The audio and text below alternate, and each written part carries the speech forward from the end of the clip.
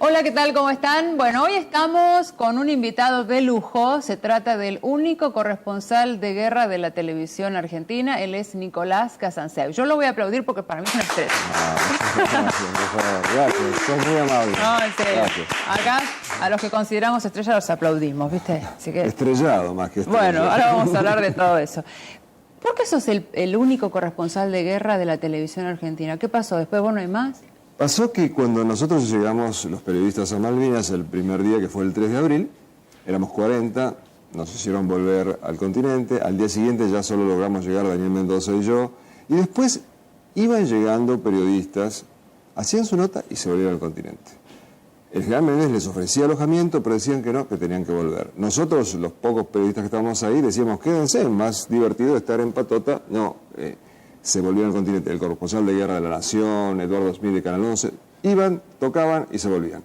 Entonces, en cierto momento se cerró el bloqueo inglés y ya no pudo entrar ningún periodista. Yo no pongo en duda que muchos hubieran querido ir y no nos dejaron, probablemente, pero los que sí iban, se volvían. Y entonces me quedé como el único periodista de la televisión argentina durante el conflicto. Ahora, viste que siempre la historia se escribe, se promociona, hay videos, libros, pero hay otra historia que tiene que ver con la sensación interior de uno, que a uno le queda, ¿no? ¿Qué te quedó a vos de esta experiencia?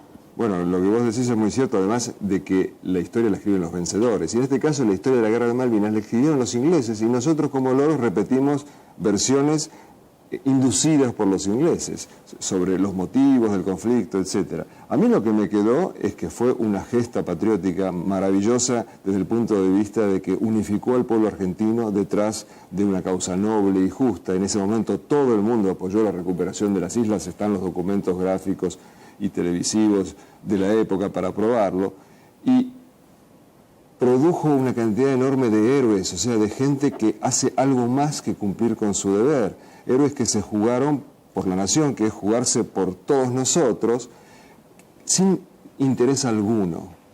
Esa es una cosa maravillosa, la de los héroes es una presencia necesaria para que cualquier nación subsista como nación. Las naciones que no tienen héroes o que se olvidan de ellos, al rato dejan de existir como nación. Hay una teoría de que hace falta cierta cantidad de héroes en una nación para que la nación subsista, y Malvinas, entre otras cosas, demostró que sí teníamos esos héroes, lamentablemente olvidados, ninguneados por la población argentina a partir de la desmalvinización que primero inició el gobierno militar del proceso y después continuaron los regímenes civiles. ¿Todos estaban contentos en ir?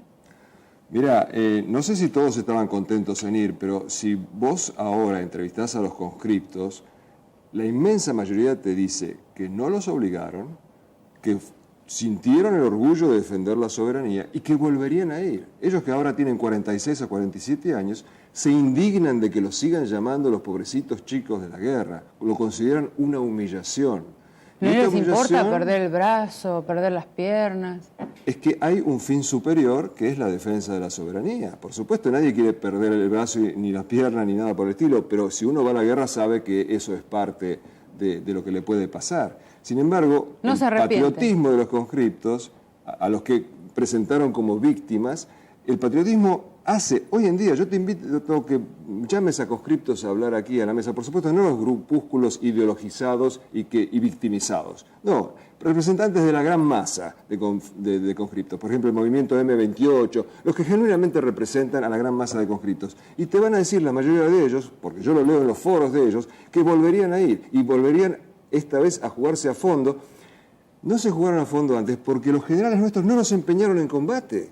Los tenían enterrados ahí a los alrededores de Puerto Argentino, inmovilizados durante todo el tiempo del conflicto, sin sacarlos a recibir a los ingleses como debería haber hecho el general Menéndez, hacer una ofensiva, una contraofensiva. La guerra es un mal terrible, pero una vez que estás en guerra te tenés que jugar. Claro, ¿y qué pasó? Y los generales no se jugaron. ¿Pero y por qué? No se jugaron porque eran generales de escritorio, en el mejor de los casos. En el mejor de los casos eran generales de escritorio, generales pusilánimes, que no fueron a cumplir esa estrofa del himno argentino que dice coronados de gloria vivamos o juremos con gloria morir. Era un sonido hueco para ellos. Yo digo, el grado siguiente al de general es el de muerte en combate, ¿no es cierto? ¿Qué puede desear un militar de carrera más que morir por su patria? Bueno, ellos prefirieron volver sanitos y enteros en vez de morir por su patria y tener la gloria de haber dado la vida por la nación. Entonces los conscriptos lo que dicen es que si ellos tuvieran una conducción eficiente y valerosa, que no la tuvieron, otra hubiera sido la historia. Yo recorría las trincheras y los conscriptos me decían, ¿cuándo vamos a ir a enfrentar a los ingleses? No los esperemos más acá, vayamos a buscarlos, porque además la espera en esas condiciones terribles, donde vivían en pozos de zorro inundados, con un viento terrible que te clava estiletes en la cara, sin comer lo que necesita un joven de 18 o 19 años para alimentarse, era muy desgastante y era demoralizador. Y sin embargo decían, vamos a buscar a los ingleses, vamos a una vez por todas a definir esto. Y Menéndez no, Menéndez enterrado en el terreno y apresurándose a rendirse a la primera de cambio. Y cuando se decide ir a la guerra, ¿qué fue? ¿Una noche de copas? ¿Cómo fue? Eso es una Porque teoría... a mí me habían dicho que era una noche de copas, que no estaban muy convencidos de lo que pasaba y se dieron cuenta después. Esa es una de las teorías que se desarrollan para ensuciar la gesta, para banalizarla, para que no levantemos nunca cabeza como nación, porque si es una noche de copas, entonces no vale todo el esfuerzo. Pero vos la escuchaste eso, ¿no? Pero por supuesto, si se sigue repitiendo esa mentira de que Malvinas fue la decisión alocada de un general borracho, cuando en realidad Malvinas fue una decisión plebiscitada por el pueblo argentino. El 10 de abril, cuando Galtieri sale al balcón, cada vez que él dice, yo presidente de los argentinos, es silbado y abucheado. Y cada vez que dice, les daremos batalla, es ovacionado. Y ovacionado en parte por la misma gente que 3 días antes había sido apaleada en Plaza de Mayo. Había gente que fue a la plaza con carteles que decían Malvinas sí, proceso no. La prueba de que justamente el pueblo argentino plebiscitó la guerra de Malvinas está también en el hecho de que cuando se rinde Menéndez precipitadamente, van de nuevo las masas a la plaza a protestar contra la rendición, o sea, a favor de que se continúe la lucha. Y otra cosa más te cuento. El sobrino de Amadeo Frugoli, que era el ministro de Defensa, me lo contó, que cuando Galtieri advierte que Estados Unidos no va a permanecer neutral, lo tenían embaucado de que sí va a permanecer neutral, le dice a Frugoli, el ministro de Defensa, saquemos rápido las tropas de Malvinas. Y Frugoli le contesta, si en este momento sacamos las tropas, el pueblo nos ahorca en Plaza de Mayo. Claro. Pero qué increíble. Y decime, ahora que pasó tanto tiempo, ¿no? ¿Cuántos años pasaron? 27. ¿Cuál es tu análisis? Porque viste que va pasando el tiempo y uno como que le van cayendo las fichas, ¿no? Bueno, acá está muy claro de que hubo traiciones durante la guerra y los traidores estaban en connivencia con el gobierno inglés y siguen estando en connivencia con los poderosos de este mundo, están decididos a no permitir que tengamos fuerzas armadas. Nosotros en este momento carecemos de Fuerzas Armadas. Las Fuerzas Armadas no existen en este momento. Creo que hay 4 aviones que podrían volar, hay municiones para 2 horas. No existen las Fuerzas Armadas. ¿Y a quién le conviene que no existan las Fuerzas Armadas? Cuando estamos rodeados de vecinos armados hasta los dientes, como Brasil, Chile, que tiene armamento de ataque, no de defensa. Chile ha comprado centenares de tanques, que no es un arma defensiva, es un arma ofensiva. Y lo que vos comentabas fuera de cámara, de que nosotros tenemos reservas que son codiciadas por el resto del mundo. Tenemos reservas de territorio, reservas acuíferas, reservas petrolíferas, y no las vamos a poder defender. Cuando venga una crisis mundial y haga falta todo lo que nosotros tenemos, no vamos a tener con qué defenderlo. Estados Unidos tiene la... ¿Pero qué, vos pensás que nos van a invadir? ¿Por qué no? ¿Los chilenos? ¿Por qué no? Los chilenos no tienen territorio, no tienen recursos y sí tienen un muy fuerte sentido de patriotismo. Es más, hace un par de años, un general chileno, jefe de la guarnición que está en Antofagasta, dijo públicamente, si se ven afectados nuestros intereses en la Argentina, invadimos. Por supuesto que sí. O sea, nosotros necesitamos tener fuerzas armadas poderosas, no para hacer la guerra, sino para que no haya guerra. Los antiguos romanos decían, si vis pacem para bellum, si quieres la paz, prepárate para la guerra. Tenemos que tener un ejército disuasorio, y no lo tenemos. ¿Por qué? En gran parte, supongo yo, porque al continuar esa traición a favor de Inglaterra y a favor de Estados Unidos, su máximo aliado, se está respetando lo que quiere Estados Unidos. Estados Unidos no quiere ejércitos nacionales en Latinoamérica, nada más que guardias nacionales para mantener el orden, pero no quiere ejércitos nacionales. Por supuesto, Chile no le hace caso, Brasil no le hace caso, Venezuela no le hace caso, pero nuestros gobernantes sí le hacen caso y siguen humillando a las Fuerzas Armadas de hoy. No las del proceso, que ya no hay nadie del proceso en las Fuerzas Armadas. Ese es el tema, ¿viste? Ha quedado una herida tan impresionante con las Fuerzas Armadas del proceso que uno realmente, la gente tiene miedo. Pero es hora de separar la paja del trigo. Los muchachos que están ahora en el colegio militar, ¿qué tienen que ver? Ni habían nacido. Además, hay que separar de una vez por todas el proceso de la guerra de Malvinas. porque no solo no tiene nada que ver, excepto cronológicamente, sino que Malvinas es la antítesis, es lo contrario del proceso. ¿Y cómo se puede hacer ahora para que la gente entienda, sobre todo las nuevas generaciones, que estos que están no tienen nada que ver y que no va a volver a pasar? Informar la verdad, Pero el miedo les queda, ¿viste? No debe quedar miedo, me parece, porque son gente distinta. Pues ellos no, pero la sensación de que, ¿viste? Me parece absurdo que resignemos la posibilidad de tener Fuerzas Armadas. No hay país en el mundo que haya resignado la posibilidad de tener Fuerzas Armadas. No tener Fuerzas Armadas es decir, vengan a invadirnos, es invitar al invasor, es provocarlo. La naturaleza no tolera el vacío, y la naturaleza geopolítica menos. Tarde o temprano los vacíos que nosotros ofrecemos van a ser llenados por otros si no los protegemos como deberíamos protegerlos. Y para eso primero tenemos que ahora la capacitación, barrer con el ejército que hay ahora y construir uno nuevo basado en los ideales sanmartinianos y de los guerreros de Malvinas. Escúchame, Nicolás, y con respecto a la capacitación de las Fuerzas Armadas, porque cuando a vos te pasó esto de Malvinas, ¿estaban capacitados? Estaban capacitados algunos y otros no. No se puede generalizar. Nosotros teníamos armamento muy moderno, por ejemplo, los sistemas de defensa Sky Guard eran los mismos que tenía Suiza, y teníamos, en algunos casos, metralletas PAM que no sirven para nada.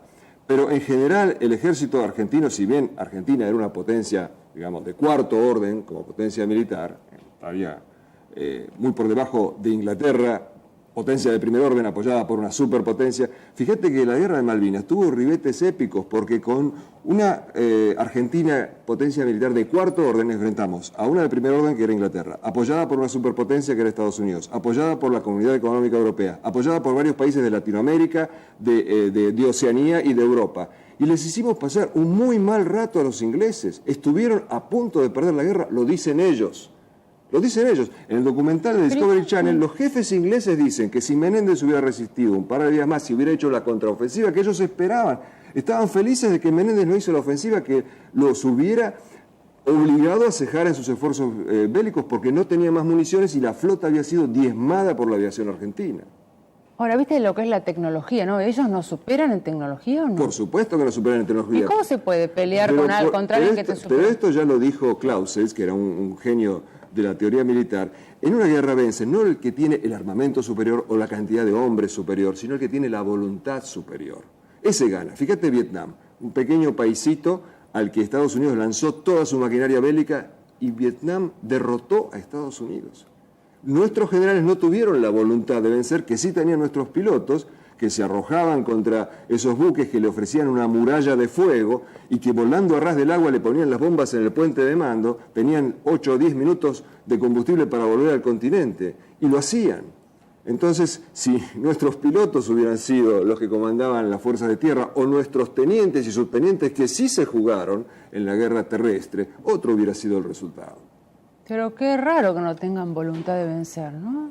Generales de escritorio, o quizás peor, te dije, quizás en connivencia con el enemigo, porque hay una cosa que todavía no se ha hecho pública, y es que el almirante Anaya, cuando comienzan las hostilidades, hace que el Servicio de Inteligencia de la Marina ponga micrófonos en la oficina del residente de la CIA en Buenos Aires, que era, obviamente, el representante de los intereses ingleses. Y esos micrófonos registraron el paso por esa oficina de políticos, generales, sindicalistas, todos alentando a los ingleses a terminar de una buena vez con la guarnición Malvinas. ¿Qué les pasa? ¿Por qué están demorando tanto? Sáquenlos de una vez. Y es tan terrible ese testimonio que hasta ahora no ha sido publicado. Anaya dijo que por ahora, para no hacerle más daño a la nación del daño que ya ha recibido, que no se publique eso. Pero hubo traición, se conspiró desde la Argentina contra la victoria argentina. ¿Y cuántos como vos piensan lo mismo? Yo creo que muchos, sobre todo los malvineros, los que combatieron piensan como yo, los patriotas piensan como yo. Pero además esto no es un pensamiento, hay hechos irreductibles. Los ingleses piensan como yo, los ingleses piensan que ofrecimos una resistencia heroica. El general Julian Thompson, que es un brigadier inglés que participó de la batalla de Monte Longdon, descarta esa versión estúpida y humillante de los chicos de la guerra y dice que nuestros conscriptos eran como moluscos agarrados a las rocas y el combate duró 11 horas por el Monte Longdon, llegándose al combate cuerpo a cuerpo con bayoneta calada. ¿Esos son los pobrecitos chicos de la guerra? Y si no, te traigo otro ejemplo. Durante muchos años se dijo que al máximo jefe de los paracaidistas ingleses, un tipo legendario, H. Jones se llamaba, un teniente coronel, lo había abatido un oficial, Gómez Centurión. Como nadie estudia la historia de Malvinas, quedó eso así, y en realidad Gómez Centurión mató a otro oficial inglés, un teniente Barry, y además después rescató a un sargento que había quedado herido tras las líneas enemigas. O sea, que Gómez Centurión tiene su cuota de heroísmo. Pero un historiador del interior de la provincia de Buenos Aires, de apellido Tevez, estudió pozo por pozo la batalla de Darwin y tumbó muchos mitos. Y entre otros, este mito de que el jefe inglés había sido abatido por un oficial argentino. No, había sido abatido por un conscripto argentino, Oscar Ledesma, que hoy vive en La Carlota, Córdoba. Él vio acercarse a su posición, al teniente coronel inglés, le disparó con su ametralladora. El teniente coronel inglés trató de sacar una granada de mano para arrojársela y entonces lo remató. Tanto es así que cuando lo toman prisionero al soldado Ledesma, le propinan una golpiza por la bronca de que les había matado a su jefe favorito. Y fíjate, 24 años después, los ingleses no aclaran quién mató a Jones. ¿Por qué? Porque es mucho mejor para su orgullo nacional decir que lo mató un oficial y no que lo mató un simple conscripto, entre comillas, pobrecito héroe, pobrecito chico de la guerra. Ahora, yo entiendo que los ingleses protejan su orgullo nacional y hagan eso, pero ¿por qué los nuestros siguen ocultando el nombre de Oscar Ledesma, un soldado conscripto héroe que abatió al máximo jefe enemigo inglés en la guerra? No sé. La verdad porque estamos siendo no solo desmalvinizados, desnacionalizados. Si nosotros no remalvinizamos, es decir, si no honramos a nuestros héroes, si no contamos la historia verdadera de Malvinas, vamos a desaparecer como nación. Una nación que no tiene patriotismo, y nuestro patriotismo lamentablemente solo se revela en los partidos de fútbol, a la larga o a la corta va a terminar de existir como nación. Otras naciones más vitales, más patriotas, más pujantes, van a ocupar el espacio que nosotros les cedemos. Bueno, Nicolás, terminó la guerra y vos te tuviste que ir. Bueno, no inmediatamente. Terminó la guerra, volví al continente y los militares del proceso no me quisieron renovar el contrato porque querían tapar todo. Querían tapar todo y entonces yo era un recordatorio de que Malvinas había existido. Acá lo que pasó fue que los militares del proceso trataron de tapar las miserias de la guerra y los siguientes gobiernos civiles trataron de tapar las grandezas. Entonces taparon todo entre los dos. Y yo estaba en el medio como un recordatorio viviente de que Malvinas sí había existido. Entonces me quitan del medio los militares del proceso que, dicho sea de paso, censuraron material a una escala espantosa.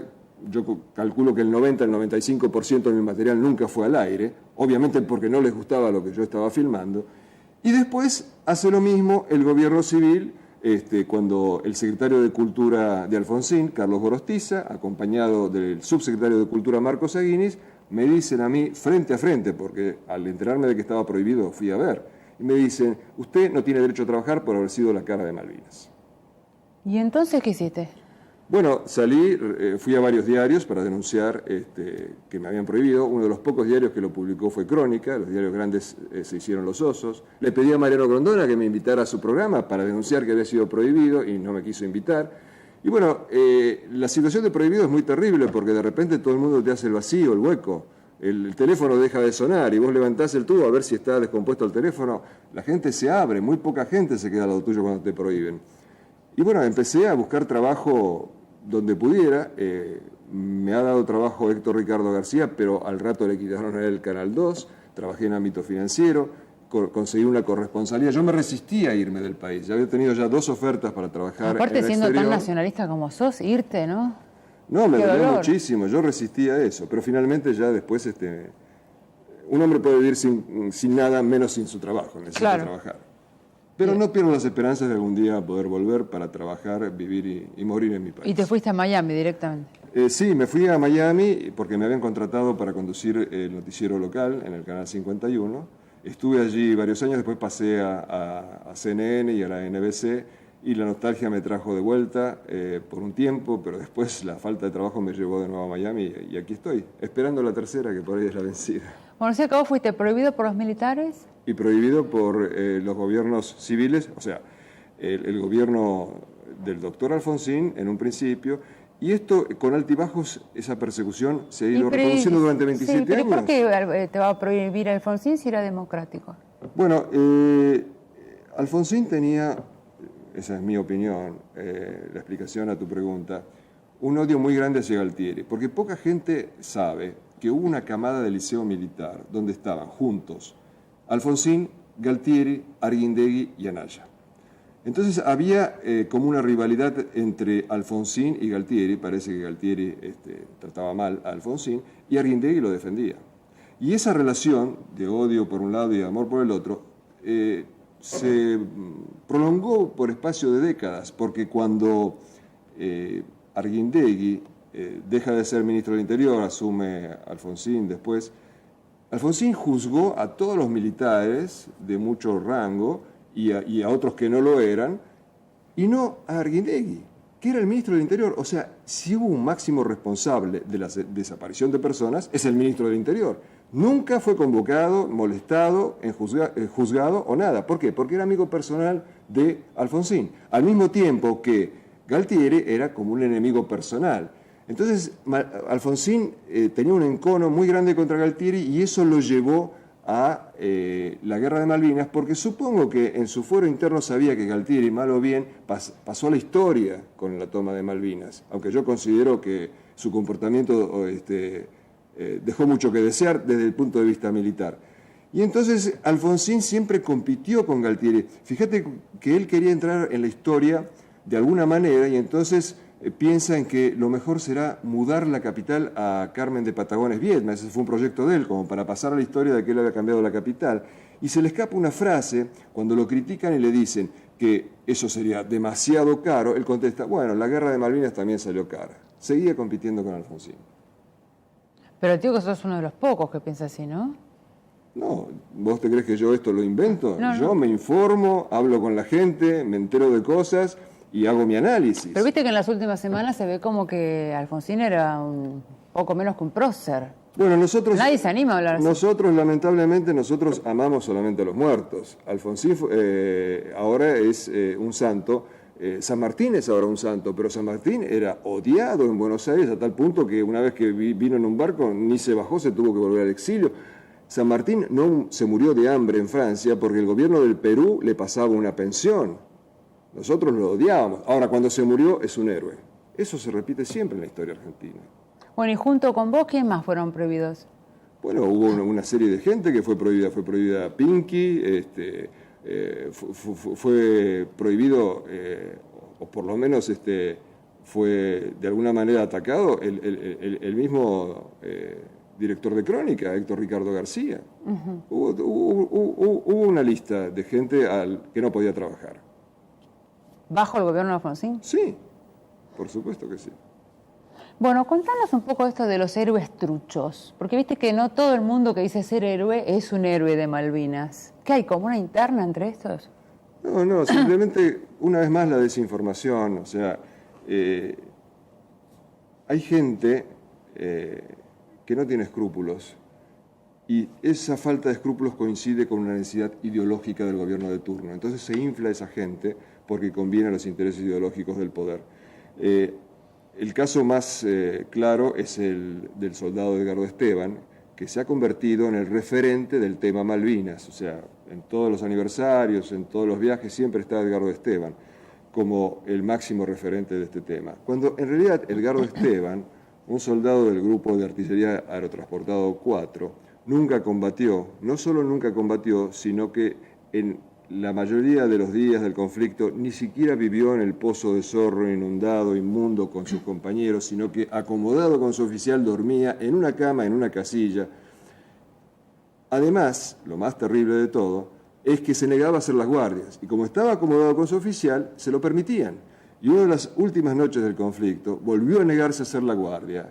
En su lugar fue puesto el soldado Vallejo, cayó una bomba y mató al soldado Vallejo. Entonces, bueno, hasta ahí se puede decir qué desgracia.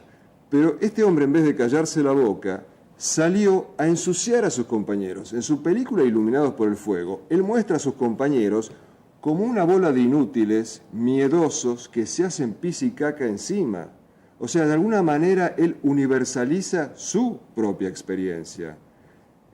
Los compañeros de Esteban lo quieren comer crudo porque los ensució, de alguna manera los humilló, y ni quiero pensar qué piensa de Esteban el padre del soldado Vallejo, porque al no querer hacer la guardia, de alguna manera fue responsable Esteban de que muriera Vallejos en lugar de él.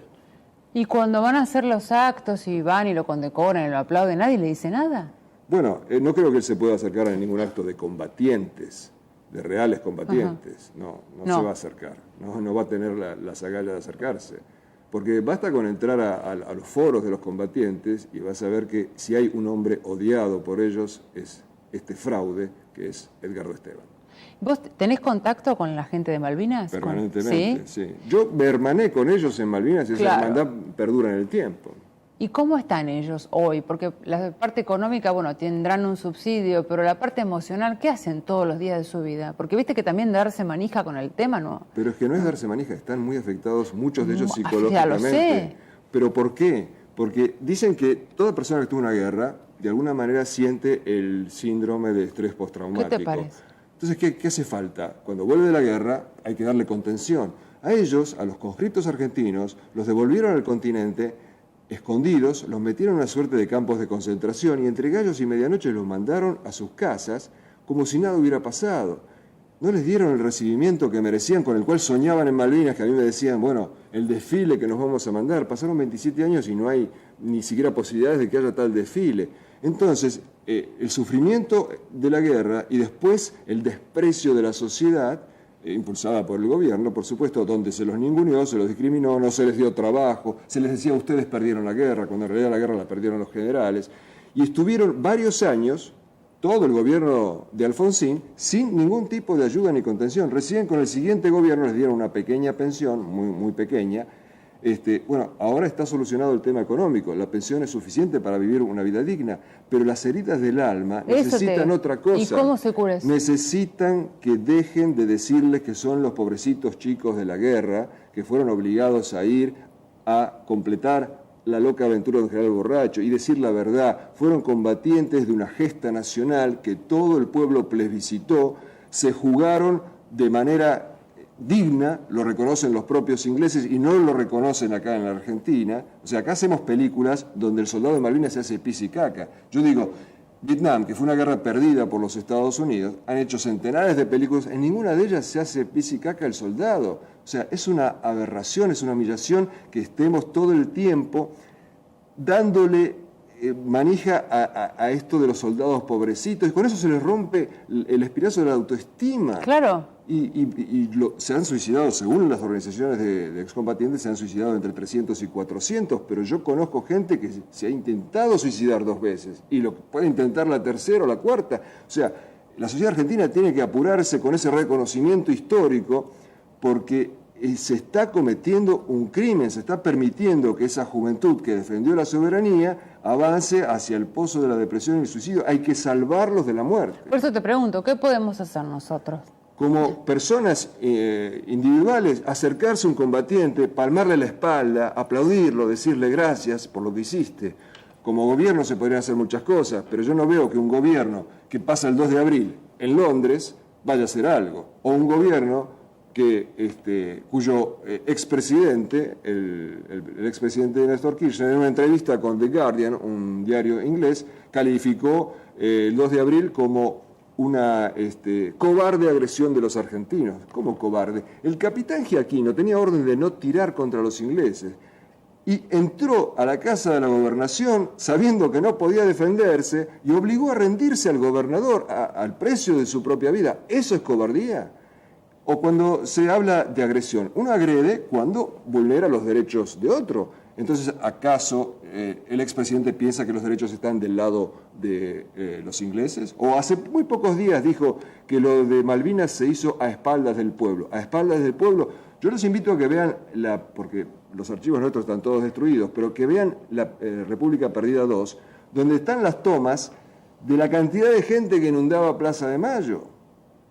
Era el país entero que estaba apoyando. Me acuerdo también de los aros de Pierina de Alessi, ¿no? Que nunca le llegaron a... ¿Qué pasó con eso? No sé, yo no estaba aquí. ¿Vos no estabas? ¿Pero no te enteraste? ¿Que después se robaban las cosas? ¿No te enteraste? Yo sé que hubo muchos comentarios sobre una maratón que se hizo. Sí, la gente solidariamente mandaba cosas. No sé, ¿es así? Sí, estoy diciendo algo que no es, díganme, pero es así. Sí, yo leí que sí. La gente solidariamente mandaba cosas y las cosas no les llegaban a los chicos. ¿Qué pasó? Bueno, por empezar...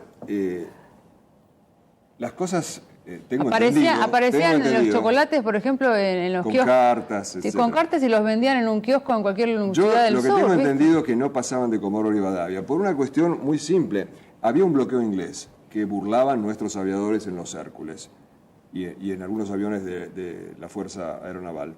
Pero eran necesarios para llevar cañones, porque nuestros generales no se prepararon para la defensa. Entonces recién cuando comienza la guerra dicen, pero tenemos cañones de gran calibre para mantener alejada a la flota inglesa, pero están todos en el continente. Entonces los Hércules los cargaban con los cañones Sofma de 155 milímetros. No podían llevar bufandas, chocolates, etc. Tenían que llevar municiones, cañones, todo lo que no llevaron en los 30 días que tuvieron para llevarlo. Por eso digo que los generales que fueron a Malvinas en realidad no fueron dispuestos a combatir.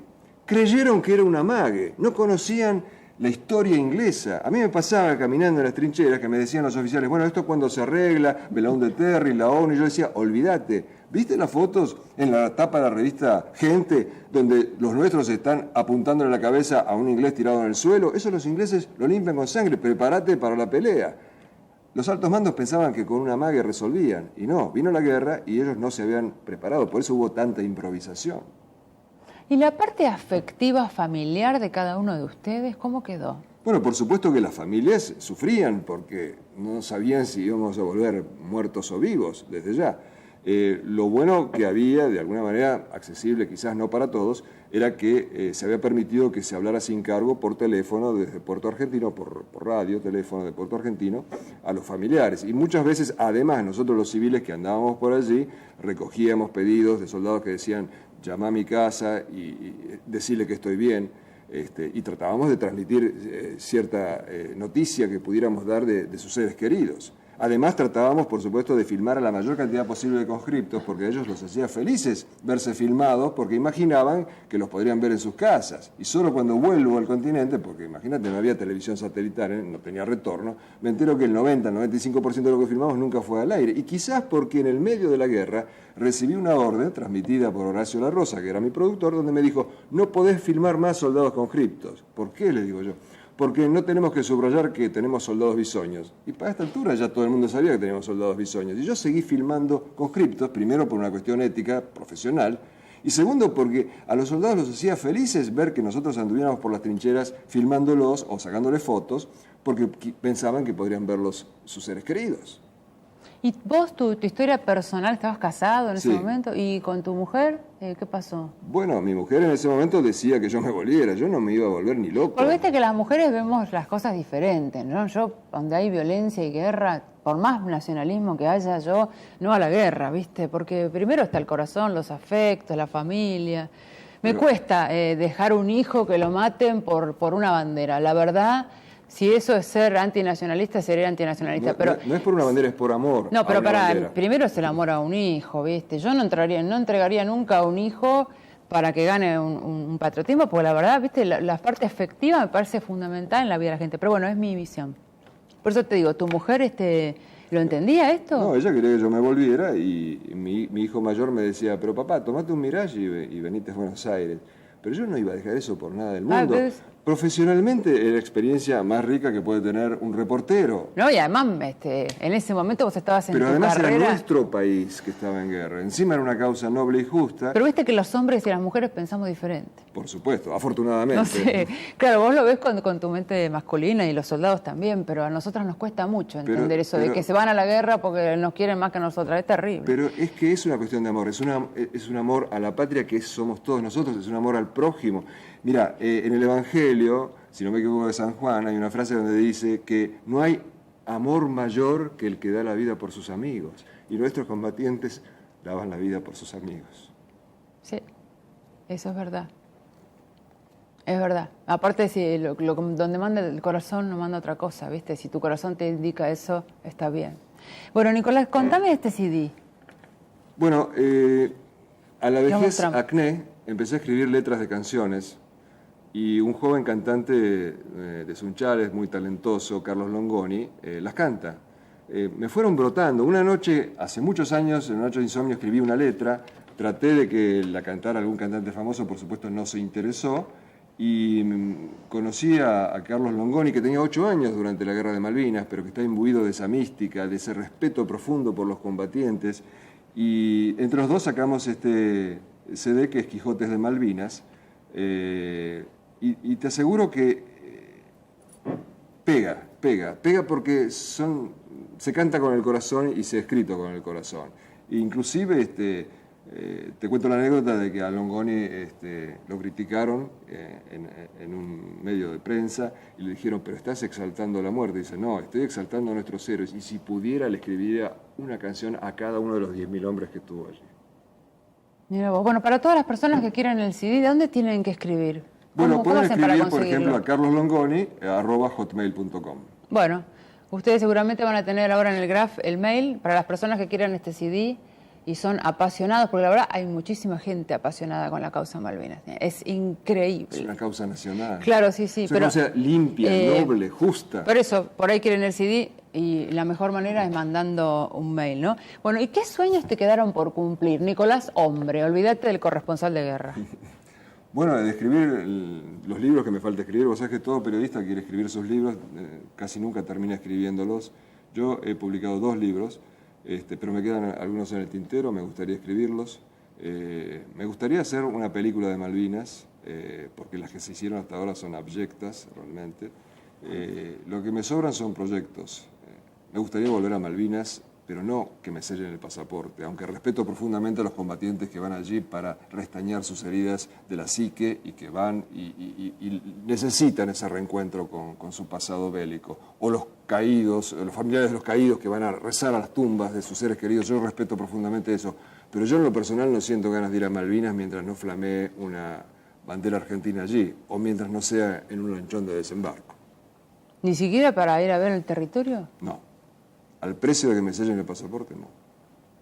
No es territorio extranjero para mí. Claro. Yo no voy a entrar con un pasaporte. Pero ni siquiera te permitirías caminar por el mismo terreno donde estuviste sin pensar en el Pero para eso me pasaporte. tienen que sellar el pasaporte. Tengo que reconocer la soberanía argentina sobre las islas. Y vuelvo a decir, respeto profundamente a los que van allá por una necesidad espiritual o hasta inclusive terapéutica. Lo respeto profundamente. Pero a mí me gustaría volver en un nuevo 2 de abril. Que es el título de una de las canciones, 2 de abril recargado, un nuevo 2 de abril. Ajá. Y vos además escribiste una canción que ahora en un ratito la vamos a poder escuchar, ¿no? Sí, es un homenaje al veterano, porque, como te digo, los veteranos han sido olvidados, ninguneados, bastardeados, y yo quise plasmar en esa canción un homenaje y también una descripción de lo que viven los veteranos en el día de hoy. Está bien. Y dentro de la película que vos harías, ¿cómo la empezarías? No sé, no tengo nada ¿tampoco? trabajado. Pero mira, está faltando simple, lisa y llanamente la película de aventuras de Malvinas, la película de guerra de Malvinas. Hay tantos hechos riquísimos que ni siquiera habría que inventar Claro. en el guión. Nosotros hacemos películas ideológicamente intencionadas, panfletos, y no hacemos una simple película de guerra con todas las cosas que han pasado. Fíjate que cuando por ejemplo, cae herido de muerte el capitán Giaquino, un teniente que estaba con él, García Quiroga, cae herido también, y se le acercan los patos del gobernador inglés y lo empiezan a picotear. Herido como estaba, lo empiezan a picotear los patos. Fíjate, cinematográficamente, ¿no? Ah, lo que debe ser eso. Sí, pantallazos. Por ejemplo, una vez yo había estado en el entierro de un piloto que cayó cerca de Puerto Argentino y sobre la cruz pusieron su casco. Y el casco tenía el barbijo ensangrentado. Y empieza a lloviznar en ese momento. Y empiezan a caer gotas de sangre, como si el casco lloraba por su dueño. O sea, imagínate cinematográficamente. El avión que no quería morir, un piloto, José Arca, después de haber atacado y hundido con sus compañeros una fragata, llega con el avión todo acribillado sobre Puerto Argentino y le dicen que se eyecta toda una aventura porque se eyecta sobre el agua, lo rescatan con mucha dificultad un piloto de helicóptero Svensson con el cabo Martín San Miguel, y el piloto antes de eyectarse había dejado el avión nivelado y el avión empieza a girar sobre sí mismo en vez de estrellarse en el mar, como había pensado el piloto. Y de repente, en vez de girar, enfila hacia Puerto Argentino. Entonces le tirábamos con las antiaéreas para abatirlo, para que no se vaya a estrellar contra el poblado, pero las antiaéreas estaban calibradas para una velocidad mayor y el avión volaba muy lento. Y hubo 2 o 3 momentos de gran tensión en que filaba hacia el pueblo y después doblaba y finalmente se estrelló afortunadamente en el mar. El avión que no quería morir. Hay miles de historias. Miles de historias, en ¿no? Miles de Una historias. película diferente, tan rica Una en de imágenes. aventuras, de historias Una de sin aventuras. sin ideologismos intencionados. Bueno, ya lo vas a malintencionados. poder hacer, porque viste que el deseo mueve el mundo. Si es un deseo fuerte, sí. Como tenés tanta pasión. Bueno, antes de irnos vamos a hablar acerca de esta canción que vos escribiste. ¿Querés decirles algo más a la audiencia? Bueno, yo repito lo que dije recién. Es hora de que le demos a los veteranos de guerra el lugar que merecen. Se jugaron por la nación, se jugaron por todos y están viviendo un pésimo momento. En las manos de cada uno de nosotros puede estar la diferencia entre la vida y la muerte para un veterano. Aplaudámoslo, se lo merecen. Escribamos a las autoridades que le hagan el reconocimiento histórico que merecen. Separemos a los truchos de los verdaderos combatientes. Contemos la verdadera historia de Malvinas. Pasaron ya 27 años. No esperemos que se muera el último veterano para después, como siempre hacemos, amar a los muertos. Bueno, gracias Nicolás. Gracias por estar con vos. nosotros. Y nos despedimos entonces con la canción escrita por él. Hasta luego.